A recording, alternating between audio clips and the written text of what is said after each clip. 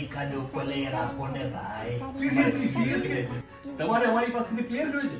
શું થયું પણ? તમારા બધા પેર ભાંગી તૂટી ગયા ભાઈ. શું કરીએ? આપો ને ભાઈ.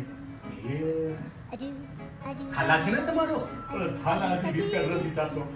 કાંઈક તો આપો. કયો પ્લેયર આપું ભાઈ તને? કાંઈ નહીં ને રન દોડી શકે એવો આ જુવાન ભાઈ જોઈએ. એવો પ્લેયર ન મળે. નિયમ ખબર છે તમને? નિયમ ખબર છે? ચાલો કહો. જ્યારે આઈપીએલ ની ટીમ પર આવે આફત અને ટીમ થઈ જાય લાચાર, ત્યારે આઈપીએલ માં મળે છે કોઈ પણ પ્લેયર ઉધાર. જી હા, વાત સાચી છે. સીએસકે ની ટીમ જેના ઘણા બધા પ્લેયર્સ ઇન્જર્ડ છે, તો જોવાનું એ છે કે સીએસકે કરશે કઈ ટીમ સાથે વાટકી વ્યવહાર. જી હા, આ વાટકી વ્યવહારને કહેવાય છે લોન વિન્ડો. તમે કોઈ પણ ટીમ પાસેથી પ્લેયર ઉધાર માંગી શકો છો. શરત માત્ર એટલી છે કે એ પ્લેયર 2 થી વધારે મેચ ન રમ્યો હોવો જોઈએ.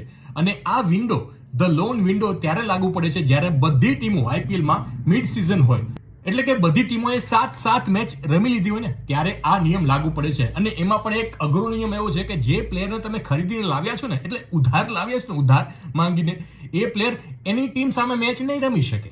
હા, આવા બધા તો નિયમ છે.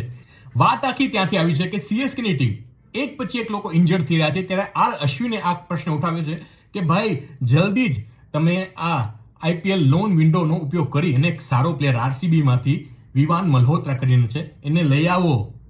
તમને આ વાતની ખબર હતી? લોન વિન્ડો વિશે ખબર હતી આઈપીએલ ની? નથી ખબર ને? ફોલો કરી લેજો.